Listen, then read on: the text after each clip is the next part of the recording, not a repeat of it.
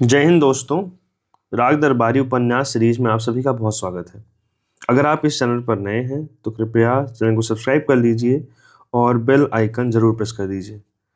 आज हम आपके समक्ष लेकर हाजिर हैं राग दरबारी का भाग 8। शिवपालगंज गांव था, पर वह शहर से नज़दीक और सड़क के किनारे था। इसलिए बड़े बड़े नेताओं और अफसरों को वहां तक आने में कोई सैद्धांतिक ऐतराज नहीं हो सकता था।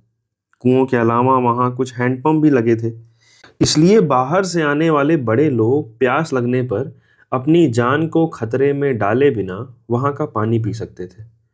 खाने का भी सुविधा था। वहां के छोटे मोटे अफसरों में कोई न कोई ऐसा निकल ही आता था जिसके ठाट बाट देखकर वहां वाले उसे परले सिरे का बेईमान समझते, पर जिसे देखकर ये बाहरी लोग आपस में कहते, कितना तमीजदार है, बहुत बड़े खानदान का लड़का है, देखो ना, इसे चीको साहब की लड़की ब्याही है। इसलिए भूख लगने पर अपनी ईमानदारी को खतरे में डाले बिना वे लोग वहां खाना भी खा सकते थे। कारण जो भी रहा हो, उस मौसम में शिवपालगंज में जननायकों और जनसेवकों का आना जाना बड़े जोर शोर से शुरू हुआ था। उन सबको शिवपालगंज के विकास की चिंता थी और नतीजा यह होता था कि वे लेक्चर देते थे। वे लेक्चर गंजहों के लिए विशेष रूप से दिलचस्प थे, क्योंकि इनमें प्रायः शुरू से ही वक्ता श्रोता को और श्रोता वक्ता को बेवकूफ मानकर चलता था, जो कि बातचीत के उद्देश्य से गंजहों के लिए आदर्श परिस्थिति थी। फिर भी लेक्चर इतने ज़्यादा होते थे कि दिलचस्पी के बावजूद लोगों को अपच हो सकता था। लेक्चर का मज़ा तो तब है जब सुनने वाले भी समझे कि यह बकवास कर रहा है और बोलने वाला भी समझे कि मैं बकवास कर रहा हूँ। पर कुछ लेक्चर देने वाले इतनी गंभीरता से चलते कि सुनने वाले को कभी कभी लगता था यह आदमी अपने कथन के प्रति सचमुच ही ईमानदार है। ऐसा संदेह होते ही लेक्चर गाढ़ा और फीका बन जाता था और उसका असर श्रोताओं के हाजमे के बहुत खिलाफ पड़ता था। यह सब देखकर गजहों ने अपनी अपनी तंदुरुस्ती के अनुसार लेक्चर ग्रहण करने का समय चुन लिया था। कोई सवेरे खाना खाने के पहले लेक्चर लेता था, कोई दोपहर को खाना खाने के बाद। ज़्यादातर लोग लेक्चर की सबसे बड़ी मात्रा दिन के तीसरे पहर ऊँघने और शाम को जागने के बीच में लेते थे। उन दिनों गांव में लेक्चर का मुख्य विषय खेती था। इसका यह अर्थ कदापि नहीं था कि पहले कुछ और था। वास्तव में पिछले कई सालों से गांव वालों को फुसलाकर बताया जा रहा था कि भारतवर्ष एक खेतीहर देश है। गांव वाले इस बात का विरोध नहीं करते थे, पर प्रत्येक वक्ता शुरू से ही यह मानकर चलता था कि गांव वाले इस बात का विरोध करेंगे। इसलिए वे एक के बाद दूसरा तर्क ढूंढ कर लाते थे और यह साबित करने में लगे रहते थे कि भारतवर्ष एक खेतीहर देश है। इसके बाद वे यह बताते थे कि खेती की उन्नति ही देश की उन्नति है। फिर आगे की बात बताने के पहले ही प्रायः दोपहर के खाने का वक्त हो जाता और वह तमीज़दार लड़का, जो बड़े संपन्न घराने की औलाद हुआ करता था और जिसको चीको साहब की लड़की ब्याही रहा करती थी, वक्ता की पीठ का कपड़ा खींच खींच कर इशारे से बताने लगता कि चाचा जी, खाना तैयार है। कभी कभी कुछ वक्तागण आगे की बात भी बता ले जाते थे और तब मालूम होता कि उनकी आगे की और पीछे की बात में कोई फर्क नहीं है, क्योंकि घूम फिरकर बात यही रहती थी कि भारत एक खेतीहर देश है, तुम खेतीहर हो, तुमको अच्छी खेती करनी चाहिए, अधिक अन्न उपजाना चाहिए। प्रत्येक वक्ता इसी संदेह में गिरफ्तार रहता था कि काश्तकार अधिक अन्न नहीं पैदा करना चाहते। लेक्चरों की कमी विज्ञापनों से पूरी की जाती थी और एक तरह से शिवपालगंज में दीवारों पर चिपके या लिखे हुए विज्ञापन वहां की समस्याओं और उनके समाधानों का सच्चा परिचय देते थे। मिसाल के लिए समस्या थी कि भारतवर्ष एक खेतीहर देश है और किसान बदमाशी के कारण अधिक अन्न नहीं उपजाते। इसका समाधान यह था कि किसानों के आगे लेक्चर दिया जाए और उन्हें अच्छी अच्छी तस्वीरें दिखाई जाएं। उनके द्वारा उन्हें बताया जाए कि तुम अगर अपने लिए अन्न नहीं पैदा करना चाहते तो देश के लिए करो। इसी से जगह जगह पोस्टर चिपके हुए थे जो काश्तकारों से देश के लिए अधिक अन्न पैदा कराना चाहते थे। लेक्चरों और तस्वीरों का मिला जुला असर काश्तकारों पर बड़े जोर से पड़ता था और भोले से भोला काश्तकार भी मानने लगता था कि हो न हो इसके पीछे भी कोई चाल है। शिवपालगंज में उन दिनों एक ऐसा विज्ञापन खास तौर से मशहूर हो रहा था जिसमें एक तंदुरुस्त काश्तकार सिर पर गौछा बांधे, कानों में बालियां लटकाए और बदन पर मिर्जई पहने गेहूं की ऊंची फसल को हाशिए से काट रहा था। एक औरत उसके पीछे खड़ी हुई, अपने आप से बहुत खुश, कृषि विभाग के अफसरों वाली हंसी हंस रही थी। नीचे और ऊपर अंग्रेजी और हिंदी अक्षरों में लिखा था, अधिक अन्न उपजाओ। मिर्जई और बाली वाले काश्तकारों में जो अंग्रेजी के विद्वान थे, उन्हें अंग्रेजी इबारत से, और जो हिंदी के विद्वान थे, उन्हें हिंदी से परास्त करने की बात सोची गई थी। और जो दो में से एक भी भाषा नहीं जानते थे, वे भी कम से कम आदमी और औरत को तो पहचानते ही थे। उनसे आशा की जाती थी कि आदमी के पीछे हंसती हुई औरत की तस्वीर देखते ही वे उसकी ओर पीठ फेरकर दीवानों की तरह अधिक अन्न उपजाना शुरू कर देंगे। यह तस्वीर शिवपालगंज में आजकल कई जगह चर्चा का विषय बनी थी, क्योंकि यहाँ वालों की निगाह में तस्वीर वाले आदमी की शक्ल कुछ कुछ बद्री पहलवान से मिलती थी। औरत की शक्ल के बारे में गहरा मतभेद था। वह गांव के देहाती लड़कियों में से किसकी थी, यह अभी तय नहीं हो पाया था। वैसे सबसे ज्यादा जोर शोर वाले विज्ञापन खेती के लिए नहीं, मलेरिया के लिए बने थे। जगह जगह मकानों की दीवारों पर गेरू से लिखा गया था कि मलेरिया को खत्म करने में हमारी मदद करो, मच्छरों को समाप्त हो जाने दो। यहाँ भी यह मानकर चला गया था कि किसान गाय भैंस की तरह मच्छर भी पालने को उत्सुक हैं, और उन्हें मारने के पहले किसानों का हृदय परिवर्तन करना पड़ेगा। हृदय परिवर्तन के लिए रोब की जरूरत है, रोब के लिए अंग्रेजी की जरूरत है। इस भारतीय तर्क पद्धति के हिसाब से मच्छर मारने और मलेरिया उन्मूलन में सहायता करने की सभी अपीलें प्रायः अंग्रेजी में लिखी गई थी। इसीलिए प्रायः सभी लोगों ने इनको कविता के रूप में नहीं, चित्रकला के रूप में स्वीकार किया था, और गेरू से दीवार रंगने वालों को मनमानी अंग्रेजी लिखने की छूट दे दी थी। दीवारें रंग दी जाती थीं, मच्छर मरते जाते थे, कुत्ते भूखा करते थे, लोग अपनी राह चलते रहते थे। एक विज्ञापन भोले भाले ढंग से बताता था कि हमें पैसा बचाना चाहिए। पैसा बचाने की बात गांव वालों को उनके पूर्वज मरने से पहले ही बता गए थे, और लगभग प्रत्येक आदमी को अच्छी तरह मालूम थी। इसमें सिर्फ इतनी नवीनता थी कि यहाँ भी देश का जिक्र था। कहीं कहीं इशारा किया गया था कि अगर तुम अपने लिए पैसा नहीं बचा सकते तो देश के लिए बचाओ। बात बहुत ठीक थी, क्योंकि सेठ साहूकार, बड़े बड़े ओहदेदार, वकील, डॉक्टर, ये सब तो अपने लिए पैसा बचा ही रहे थे। इसलिए छोटे छोटे किसानों को देश के लिए पैसा बचाने में क्या ऐतराज हो सकता था। सभी इस बात के सिद्धांत रूप में सहमत थे कि पैसा बचाना चाहिए। पैसा बचाकर किस तरह कहाँ जमा किया जाए, वे बातें भी विज्ञापनों और लेक्चरों में साफ तौर से बताई गई थीं, और लोगों को उनसे भी कोई आपत्ति न थी। सिर्फ लोगों को यही नहीं बताया गया था कि कुछ बचाने के पहले तुम्हारी मेहनत के एवज में तुम्हें कितना पैसा मिलना चाहिए। पैसे की बचत का सवाल आमदनी और खर्च से जुड़ा हुआ है।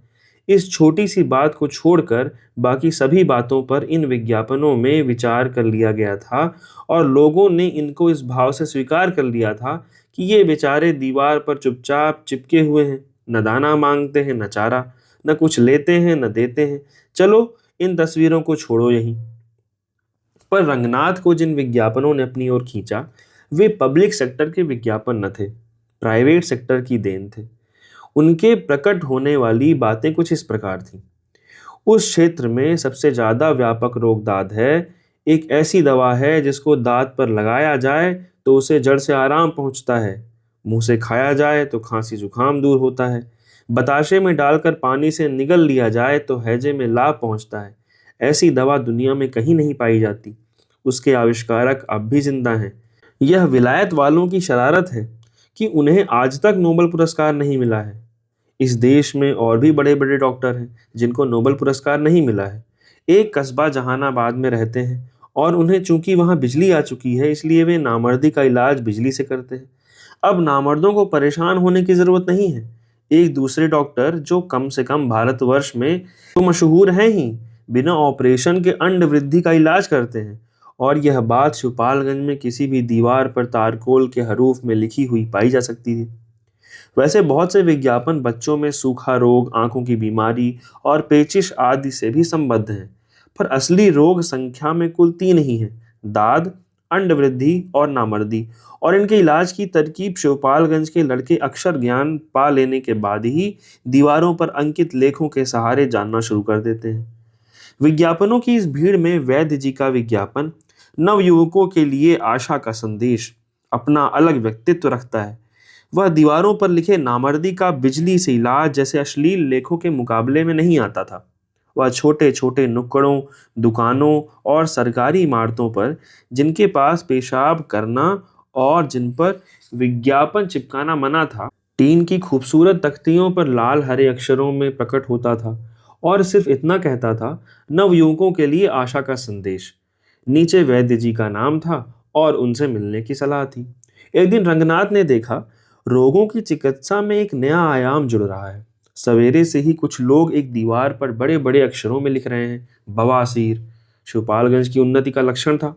बवासीर के 4 आदम कद अक्षर चिल्ला कर कह रहे थे, यहाँ पेचिश का युग समाप्त हो रहा है।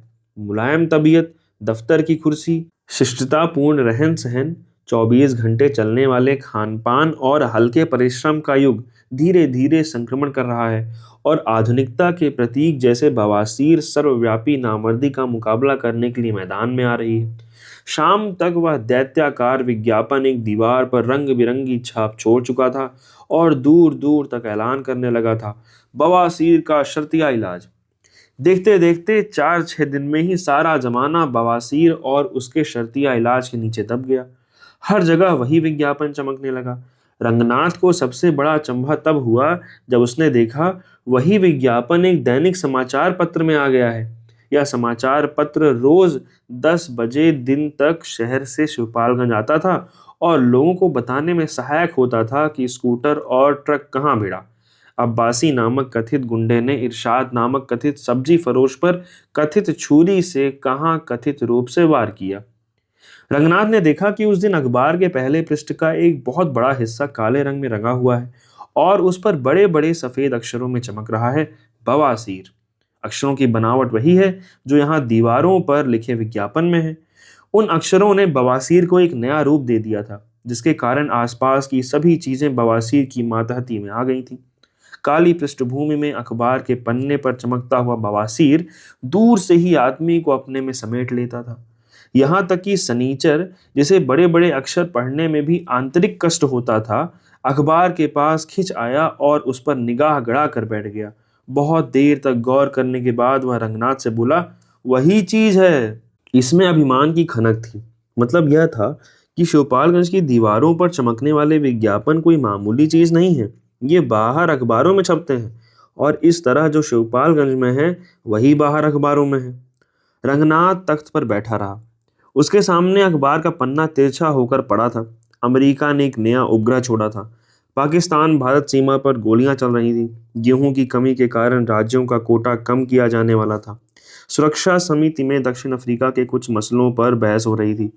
इन सब आबाबिलों को अपने पंजे में किसी दैत्याकार बाज की तरह दबाकर वह काला सफेद विज्ञापन अपने तिरछे हरूफ में चीख रहा था, बवासीर बवासीर। इस विज्ञापन के अखबार में छपते ही बवासीर शिवपालगंज और अंतर्राष्ट्रीय जगत के बीच संपर्क का एक सफल माध्यम बन चुकी थी। डाकुओं का आदेश था कि एक विशेष तिथि को विशेष स्थान पर जाकर रामाधीन की तरफ से रुपए की एक थैली एकांत में रख दी जाए। डाका डालने की यह पद्धति आज भी देश के कुछ हिस्सों में काफी लोकप्रिय है, पर वास्तव में है यह मध्यकालीन की ही, क्योंकि इसके लिए चांदी या गिलट के रुपए और थैली का होना आवश्यक है, जबकि आजकल रुपया नोटों की शक्ल में दिया जा सकता है और 5,000 रुपए प्रेम पत्र की तरह किसी लिफाफे में भी आ सकते हैं। जरूरत पड़ने पर चेक से भी रुपए का भुगतान किया जा सकता है।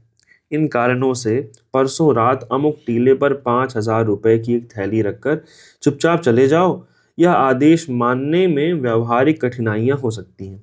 टीले पर छोड़ा हुआ नोटों का लिफाफा हवा में उड़ सकता है, चेक जाली हो सकता है। संक्षेप में, जैसे कला, साहित्य, प्रशासन, शिक्षा आदि के नेत्रों में, वैसे ही डकैती के क्षेत्र में भी मध्यकालीन पद्धतियों को आधुनिक युग में लागू करने से व्यवहारिक कठिनाइयां पैदा हो सकती हैं। जो भी हो, डकैतों ने इन बातों का विचार नहीं किया था, क्योंकि रामाधीन के यहाँ डाके की चिट्ठी भेजने वाले असली डकैत न थे।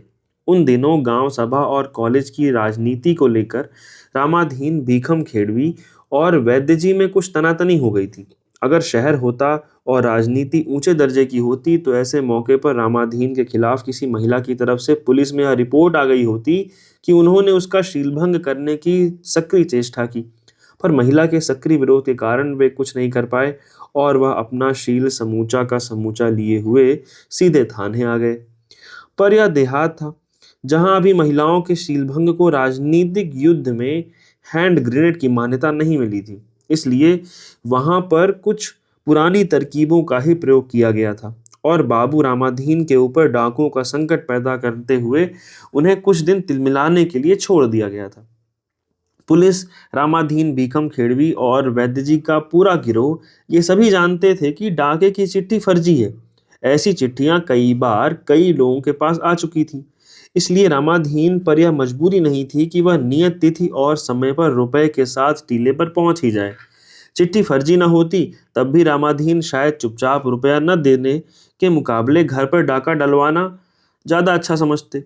पर चूंकि रिपोर्ट थाने पर दर्ज हो गई थी इसलिए पुलिस अपनी ओर से कुछ करने के लिए मजबूर थी। उस दिन टीले से लेकर गांव तक का स्टेज पुलिस के लिए समर्पित कर दिया गया था और उसमें वे डाकू डाकू का खेल खेलते रहे। टीले पर तो एक थाना का थाना ही खुल गया। उन्होंने आसपास के ऊसर बंजर जंगल खेत खलिहान सभी कुछ छान डालने पर डाकुओं का कहीं निशान नहीं मिला। टीले के पास उन्होंने पेड़ों की टहनियां हिलाकर, लोमड़ियों के बिलों में संगीने घुसेड़कर और सपाट जगहों को अपनी आंखों से हिप्नोटाइज करके इत्मीनान कर लिया कि वहां जो है वे डाकू नहीं है, वे क्रमशः चिड़ियां, लोमड़ियां और कीड़े मकोड़े हैं। रात को जब बड़े जोर से कुछ प्राणी चिल्लाए तो पता चला कि वे भी डाकू नहीं, सियार हैं। और पड़ोस के बाग में जब दूसरे प्राणी बोले तो कुछ देर बाद समझ में आ गया कि वे कुछ नहीं है, सिर्फ चमगादड़ हैं। उस रात डाकुओं और रमाधीन भीखम खेड़वी के बीच की कुश्ती बराबर पर छूटी, क्योंकि टीले पर न डाकू रुपया लेने के लिए आए और न रामाधीन देने के लिए गए। थाने के छोटे दारोगा को नौकरी में आए अभी थोड़े ही दिन हुए थे। टीले पर डाकुओं को पकड़ने का काम उन्हीं को सौंपा गया था। पर सब कुछ करने पर भी वे अपनी मां को भेजी जाने वाली चिट्ठियों की अगली किस्त में यह लिखने लायक नहीं हुए थे कि मां, डाकुओं ने मशीन गन तक का इस्तेमाल किया, पर इस भयंकर गोलीकांड में भी तेरे आशीर्वाद से तेरे बेटे का बाल तक बांका नहीं हुआ। वे रात को लगभग 1 बजे टीले से उतरकर मैदान में आए और चूंकि सर्दी होने लगी थी और अंधेरा था और उन्हें अपनी नगरवासिनी प्रिया की याद आने लगी थी और चूंकि उन्होंने बीए में हिंदी साहित्य भी पढ़ा था, इन सब मिले जुले कारणों से उन्होंने धीरे धीरे कुछ गुनगुना शुरू कर दिया और आखिर में गाने लगे, हाय मेरा दिल, हाय मेरा दिल।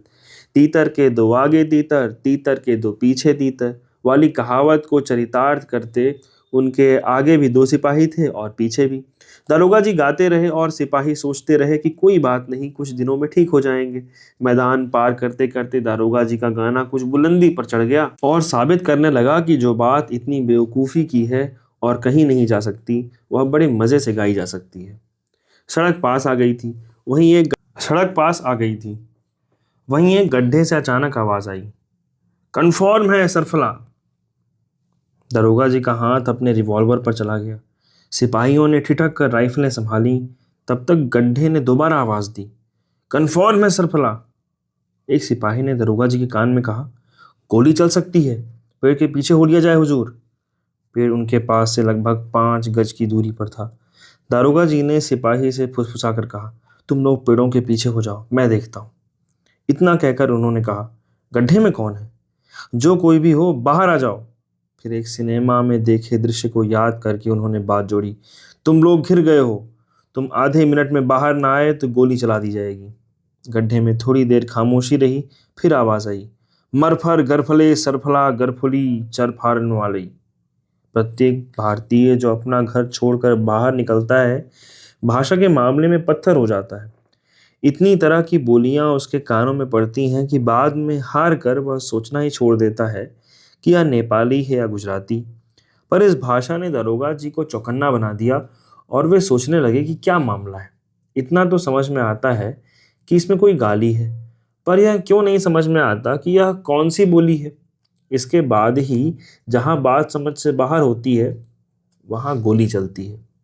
इस अंतर्राष्ट्रीय सिद्धांत का शिवपालगंज में प्रयोग करते हुए दारोगा जी ने रिवॉल्वर तान लिया और कड़क कर बोले, गड्ढे से बाहर आ जाओ नहीं तो मैं गोली चलाता हूं। पर गोली चलाने की जरूरत नहीं पड़ी। एक सिपाही ने पेड़ के पीछे से निकल कर कहा, गोली मत चलाइए हुजूर, यह जोगनथुआ है। पीकर गड्ढे में पड़ा है। सिपाही लोग उत्साह से गड्ढे को घेर कर खड़े हो गए। दारोगा जी ने कहा, कौन जोगनथ हुआ? एक पुराने सिपाही ने तजुर्बे के साथ कहना शुरू किया, यह श्री रामनाथ का पुत्र जोगनाथ है। अकेला आदमी है, दारू ज्यादा पीता है। लोगों ने जोगनाथ को उठाकर उसके पैरों पर खड़ा किया, पर जो खुद अपने पैरों पर खड़ा नहीं होना चाहता उसे दूसरे कहाँ तक खड़ा करते रहेंगे। इसलिए वह लड़खड़ा कर एक बार फिर गिरने को हुआ, बीच में रोका गया और अंत में गड्ढे के ऊपर आकर परमहंसों की तरह बैठ गया। बैठकर जब उसने आंखें मिला मिलाकर, हाथ हिलाकर, चमगादड़ों और सियारों की कुछ आवाजें गले से निकालकर अपने को मानवीय स्तर पर बात करने लायक बनाया, तो उसके मुंह से फिर वही शब्द निकले, कन्फर्म में सरफला। दरोगा जी ने पूछा, यह बोली कौन सी है? एक सिपाही ने बोला, बोली ही से तो हमने पहचाना कि जोगनाथ है, वह सरफरी बोली बोलता है। इस वक्त होश में नहीं है, इसलिए गाली बक रहा है। दरोगा जी शायद गाली देने के प्रति जोगनाथ की इस निष्ठा से बहुत प्रभावित हुए कि वह बेहोशी की हालत में भी कम से कम इतना तो कर ही रहा है। उन्होंने उसकी गर्दन जोर से हिलाई और पकड़कर बोले, होश में आ। पर जोगनाथ ने होश में आने से इनकार कर दिया, सिर्फ इतना कहा, सर फाले। सिपाही हंसने लगे। जिसने उसे पहले पहचाना था उसने जोगनाथ के कान में चिल्लाकर कहा, जरफुनगुआ, हरफोश में हरफाओ। इसकी भी जोगनाथ पर कोई प्रतिक्रिया नहीं हुई, पर दारोगा जी ने एकदम से सरफरी बोली सीख ली। उन्होंने मुस्कुराकर कहा, यह साला हम लोगों को साला कह रहा है। उन्होंने उसे मारने के लिए अपना हाथ उठाया, पर एक सिपाही ने रोक लिया, कहा, जाने भी दे हुजूर। दारोगा जी को सिपाहियों का मानवतावादी दृष्टिकोण कुछ पसंद नहीं आ रहा था। उन्होंने अपना हाथ तो रोक लिया, पर आदेश देने के ढंग से कहा, इसे अपने साथ ले जाओ और हवालात में बंद कर दो। दफा 109 जाब्ता फौजदारी लगा देना। एक सिपाही ने कहा, यह नहीं हो पाएगा हुजूर, यह यहीं का रहने वाला है, दीवारों पर इश्तहार रंगा करता है और बात बात पर सरफरी बोली बोलता है। वैसे बदमाश है, पर दिखाने के लिए कुछ काम तो करता ही है। वे लोग जोगनाथ को उठाकर उसे अपने पैरों पर चलने के लिए मजबूर करते हुए सड़क की ओर बढ़ने लगे। दरोगा जी ने कहा, शायद पीकर गाली बक रहा है, किसी न किसी जुर्म की दफा निकल जाएगी। अभी चलकर इसे बंद कर दो, कल चालान कर दिया जाएगा। उस सिपाही ने कहा, हुजूर, बेमतलब झंझट में पड़ने से क्या फायदा? अभी गांव चलकर इसे इसके घर में ढके जाएंगे। इसे हवाला कैसे भेजा जा सकता है? वैद्य जी का आदमी है।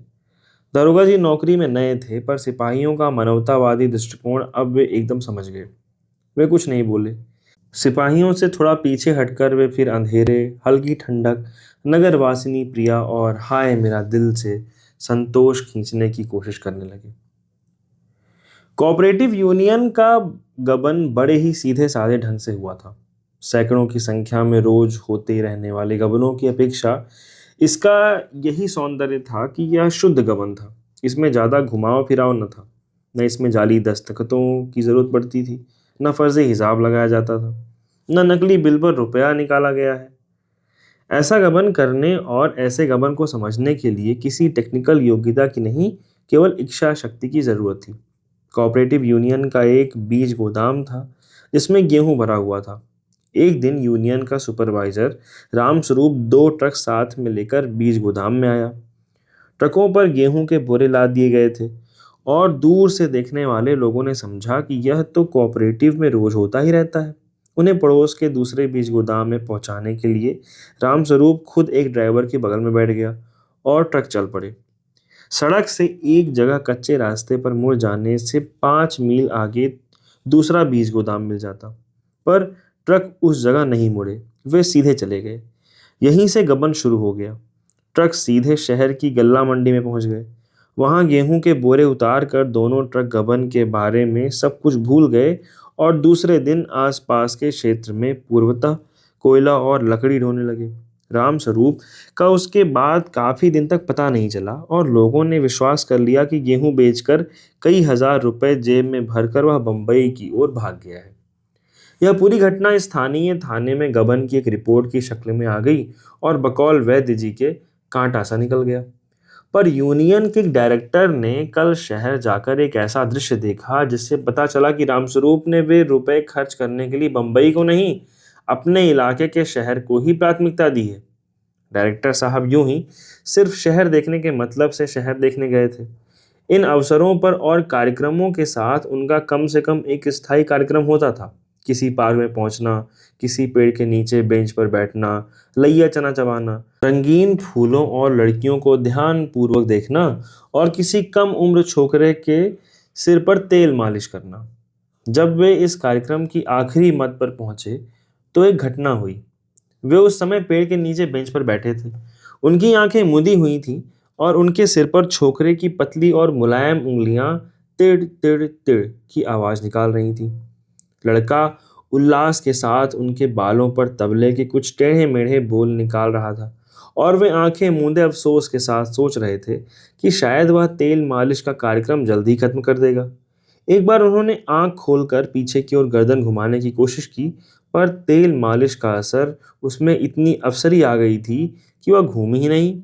अतः उन्होंने लड़के का मुंह तो नहीं देखा, जो कुछ सामने था उसे ही देखकर संतोष करना पड़ा। उन्होंने देखा, सामने एक पेड़ था और उसके नीचे बेंच पर राम स्वरूप सुपरवाइजर बैठा था। वह भी एक लड़के से सिर पर तेल मालिश करा रहा था और तिड़ तिड़ तिड़ की सुखपूर्ण अनुभूति में खोया हुआ था।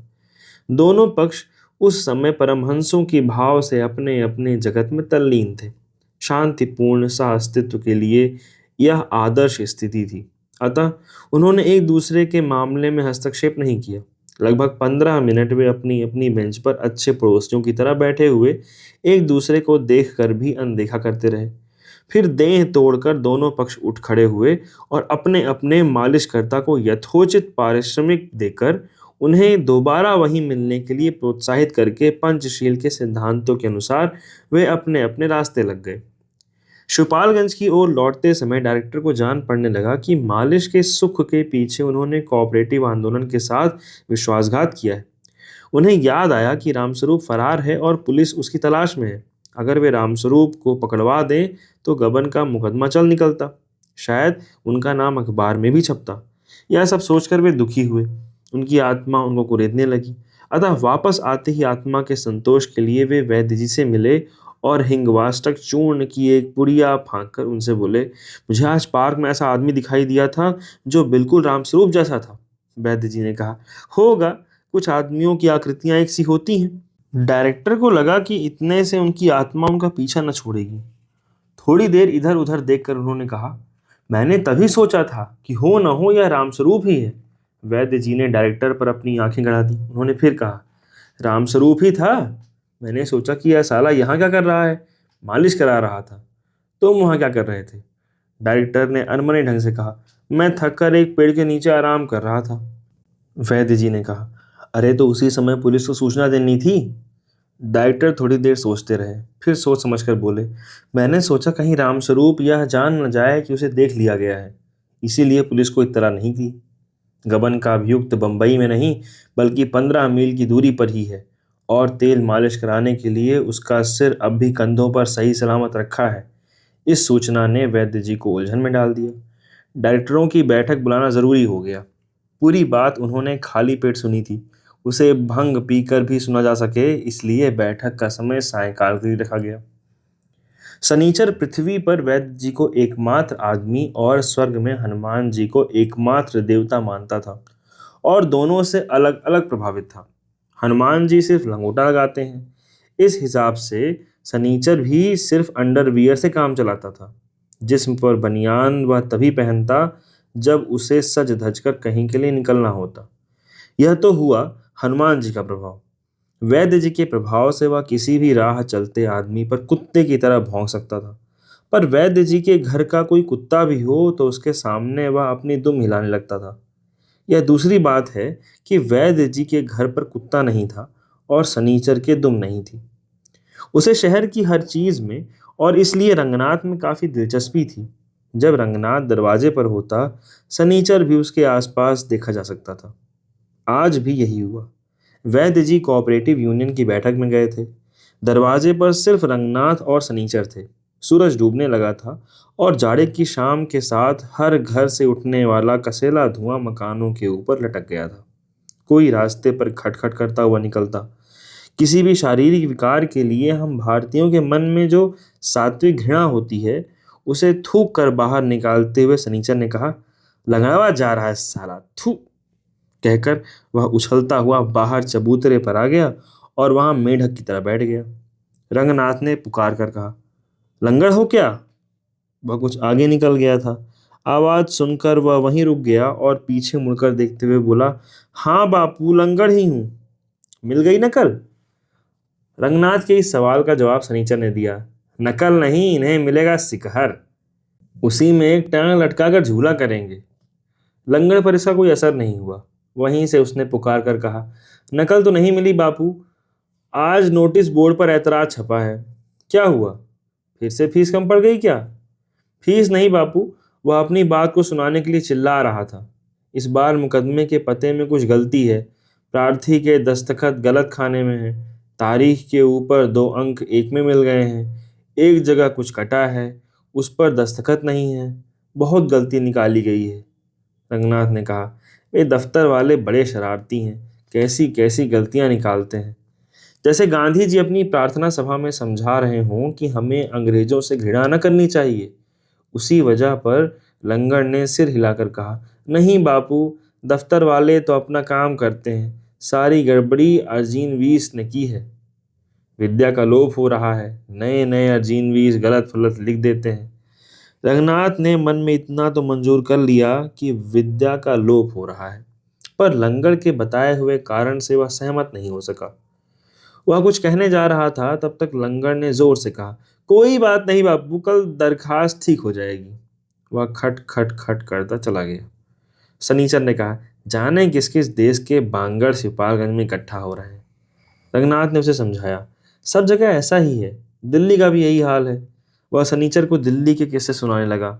जैसे भारतीयों की बुद्धि अंग्रेजी की खिड़की से झांक कर संसार का हालचाल देती है, वैसे ही सनीचर की बुद्धि रंगनाथ की खिड़की से झांकती हुई दिल्ली के हालचाल लेने लगी।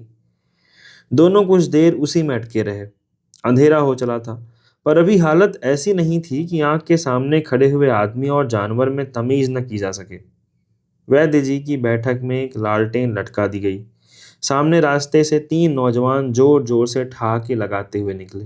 उनकी बातचीत किसी एक ऐसी घटना के बारे में होती रही जिसमें दोपहर, फंटूस, चकाचक, ताश और पैसे का जिक्र उसी बहुतायत से हुआ जो प्लानिंग कमीशन के अहलकारों में इवैल्यूएशन, कोऑर्डिनेशन, डेवलपिंग या साहित्यकारों में परिप्रेक्ष्य, आयाम, युगबोध, संदर्भ आदि कहने में पाई जाती है। कुछ कहते कहते तीनों नौजवान बैठक से आगे जाकर खड़े हो गए। सनीचर ने कहा, बद्री भैया, इन जानवरों को कुश्ती लड़ाना सिखाते हैं, समझ लो बाघ के हाथ में बंदूक दे रहे हैं। वैसे ही सालों के मारे लोगों का रास्ता चलना मुश्किल है, दांव पे सीख गए तो गांव छोड़ देना होगा। अचानक नौजवानों ने एक विशेष प्रकार का ठहाका लगाया।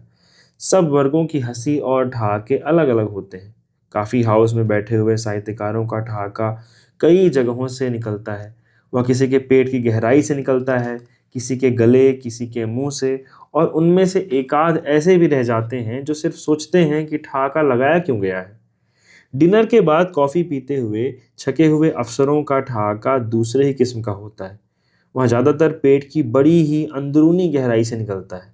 उस ठहाके के घनत्व का उनकी साधारण हंसी के साथ वही अनुपात बैठता है जो उनकी आमदनी का उनकी तनख्वाह के साथ होता है। राजनीतिज्ञों का ठहाका सिर्फ मुंह के खोखल से निकलता है और उसके 2 ही आयाम होते हैं, उसमें प्रायः गहराई नहीं होती। व्यापारियों का ठहाका होता ही नहीं है, और अगर होता भी है तो ऐसे सूक्ष्म और सांकेतिक रूप में कि पता लग जाता है। ये इनकम टैक्स के डर से अपने ठहाके का स्टॉक बाहर नहीं निकालना चाहते। इन नौजवानों ने जो ठहाका लगाया था वह सबसे अलग था। यह शौहदों का ठहाका था, जो आदमी के गले से निकलता है पर जान पड़ता है मुर्गों, गीदड़ों और घोड़ों के गले से निकला है। ठहाका सुनते ही सनीचर ने अधिकार भरी आवाज में कहा, यहाँ खड़े खड़े क्या उखाड़ रहे हो, जाओ रास्ता नापो। नौजवान अपनी हंसी के पॉकेट बुक संस्करण प्रकाशित करते हुए अपना रास्ता नापने लगे। तब तक अंधेरे से एक औरत छम छम करती हुई निकली और लालटेन की धीमी रोशनी में लपलपाती हुई परछाई छोड़ती दूसरी ओर निकल गई। वह बड़बड़ाती हुई जा रही थी, जिसका तात्पर्य था कि कल के छोकरे जो उसके सामने नंगे नंगे घूमा करते थे, आज उससे इश्कबाजी करने चले हैं। सारे मोहल्ले को यह समाचार देकर कि लड़के उसे छेड़ते हैं और वह अब भी छेड़ने लायक है, वह औरत वहीं अंधेरे में गायब हो गई। शनिचर ने रंगनाथ से कहा, न जाने वह कान्हा इस कुतिया को कहाँ से घसीट लाया है। जब निकलती है कोई न कोई इसे छेड़ ही देता है। कान्हा से पंडित राधेलाल का अभिप्राय था। उनकी एक आंख दूसरी से छोटी थी और इसी से गजहे उनको कान्हा कहने लगे थे। यह हमारी प्राचीन परंपरा है। वैसे तो हमारी हर बात प्राचीन परंपरा है कि लोग बाहर जाते हैं और जरा जरा सी बात पर शादी कर बैठते हैं। अर्जुन के साथ चित्रांगदा आदि को लेकर यही हुआ था। यही भारतवर्ष के प्रवर्तक भरत के पिता दुष्यंत के साथ हुआ था। यही ट्रिनिडाड और टोबैगो, बर्मा और बैंकॉक जाने वालों के साथ होता था। यही अमेरिका और यूरोप जाने वालों के साथ हो रहा है। और यही पंडित राधेलाल के साथ हुआ। अर्थात अपने मोहल्ले में रहते हुए जो बिरादरी के 1 इंच भी बाहर जाकर शादी करने की कल्पना मात्र से बेहोश हो जाते हैं, वे भी अपने क्षेत्र से बाहर निकलते ही शादी के मामले में शेर हो जाते हैं। अपने मोहल्ले में देवदास पार्वती से शादी नहीं कर सका और एक समूची पीढ़ी को कई वर्षों तक रोने का मसाला दे गया था। उसे विलायत भेज दिया जाता तो वह निश्चय ही बिना हिचक किसी गोरी औरत से शादी कर लेता। बाहर निकलते ही हम लोग प्रायः पहला काम यह करते हैं कि किसी से शादी कर डालते हैं और फिर सोचना शुरू करते हैं कि हम यहाँ क्या करने आए थे।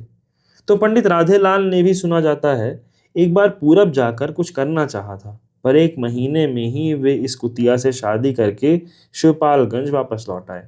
किसी पूर्वी जिले की एक शक्कर मिल में एक बार पंडित राधेलाल को नौकरी मिलने की संभावना नजर आई। नौकरी चौकीदारी की थी। वे वहां जाकर एक दूसरे चौकीदार के साथ रुक गए। तब पंडित राधेलाल की शादी नहीं हुई थी और उनके जीवन की सबसे बड़ी समस्या यह थी कि औरत के हाथ का खाना नहीं मिलता। उनके साथी चौकीदार की बीवी ने कुछ दिनों के लिए इस समस्या को सुलझा दिया। वहां रहते हुए वह उसका बनाया हुआ खाना खाने लगे। और जैसे कि एक जगत प्रसिद्ध कहावत है, स्त्री पेट के रास्ते आदमी के हृदय पर कब्जा करती है, उसने पंडित राधेलाल के पेट से सुरंग लगा दी और हृदय की ओर बढ़ने लगी। उन्हें उसका बनाया हुआ खाना कुछ ऐसा पसंद आया और वह खुद अपनी बनाई हुई सुरंग में इस तरह फंस गई कि महीने भर के भीतर ही वे उसे अपना खाना बनाने के लिए शिवपालगंज ले आए। चलते चलते उसके घर से ही उन्होंने 2-2 साल के लिए खाने का इंतजाम भी साथ में ले लिया। इस घटना के बाद मील के क्षेत्र में लोगों ने सोचा कि पंडित राधेलाल का साथी चौकीदार उल्लू है। शिवपालगंज में गजहों ने सोचा कि राधेलाल मर्द का बच्चा है। अब तक उस क्षेत्र में पंडित राधेलाल की प्रतिष्ठा कभी न उखड़ने वाले गवाह के रूप में थी। अब वे कभी न चूकने वाले मर्द के रूप में भी विख्यात हो गए। वैसे कभी न उखड़ने वाले गवाह की ख्याति ही पंडित राधेलाल की जीविका का साधन थी। वे साक्षरता की सीमा पर रहते थे और ज़रूरत पड़ने पर अदालतों में दस्तखत कर लेता हूँ, मैं पढ़ा लिखा नहीं हूँ, इनमें से कोई भी बयान दे सकते थे। पर दीवानी और फौजदारी कानूनों का उन्हें इतना ज्ञान सहज रूप में मिल गया था कि वे किसी भी मुकदमे में गवाह की हैसियत से बयान दे सकते थे और जिरह में अब तक उन्हें कोई भी वकील उखाड़ नहीं पाया था। जिस तरह कोई भी जज अपने सामान के किसी भी मुकदमे का फैसला दे सकता है, कोई भी वकील किसी भी मुकदमे की वकालत कर सकता है, वैसे ही पंडित राधेलाल किसी भी मामले के चश्मदीद गवाह बन सकते थे।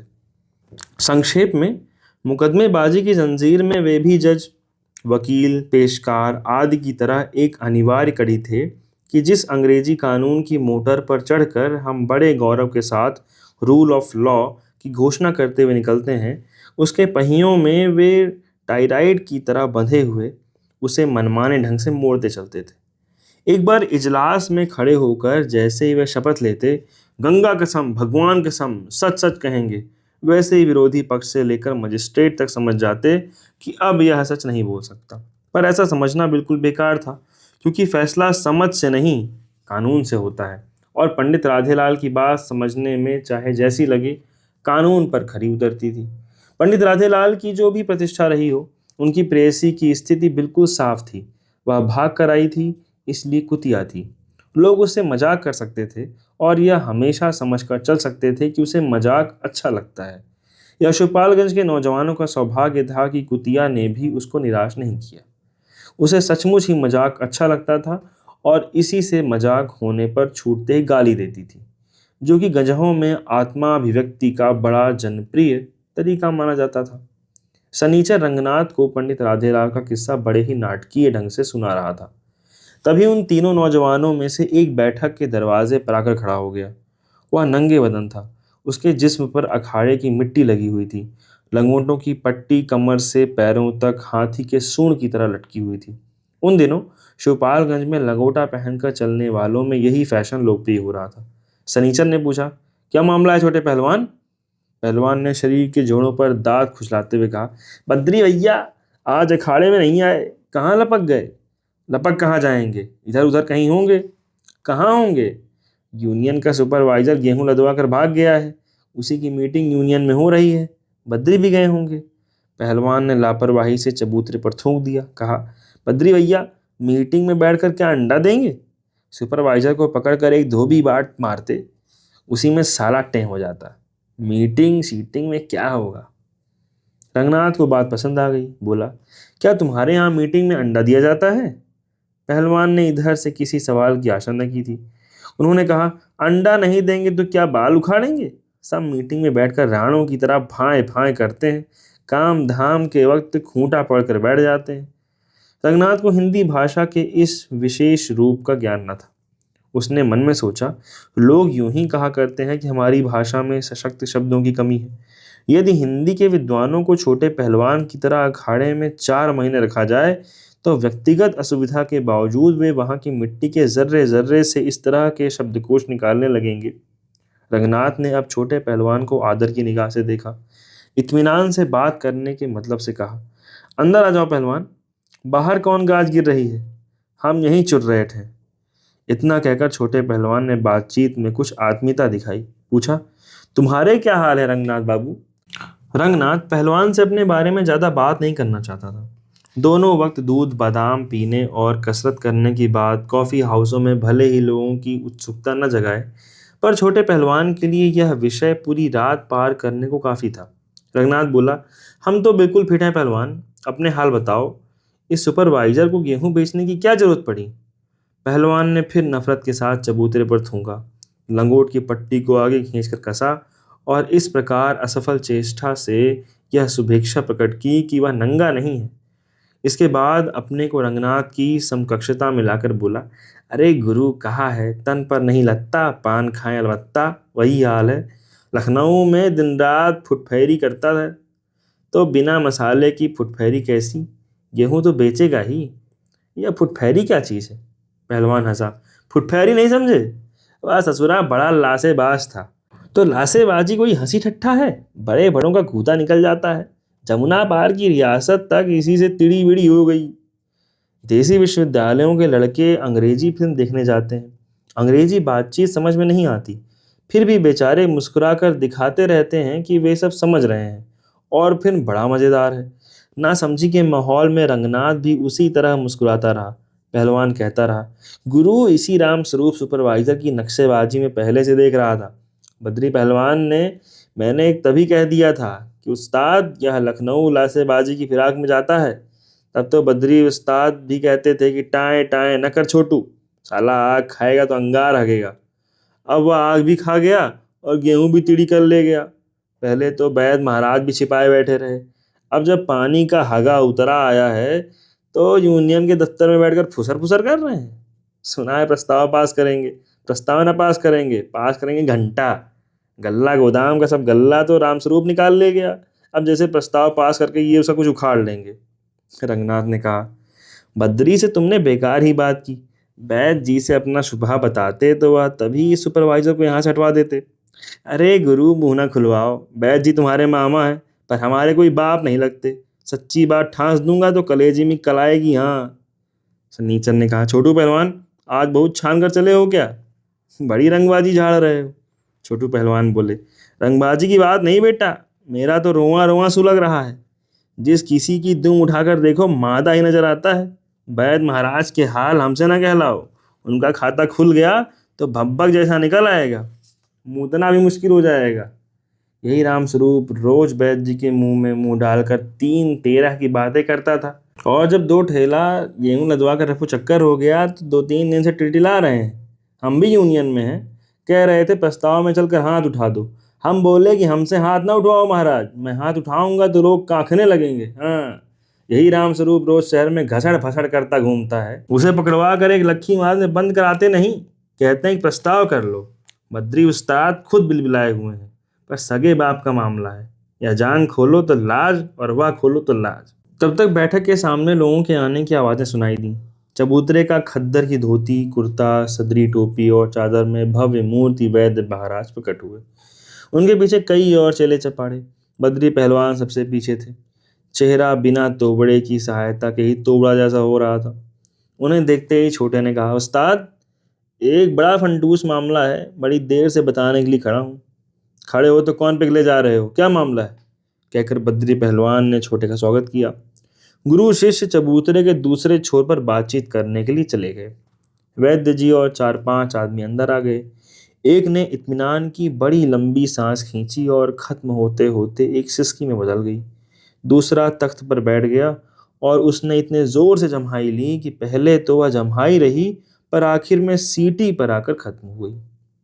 वैद्य जी ने भी तकिए के सहारे बैठकर अपनी टोपी और कुर्ता इस अंदाज से तख्त के दूसरे छोर पर फेंका जैसे कोई बड़ा गवैया एक लंबी तान लगा चुकने के बाद सम पर आ गया हो।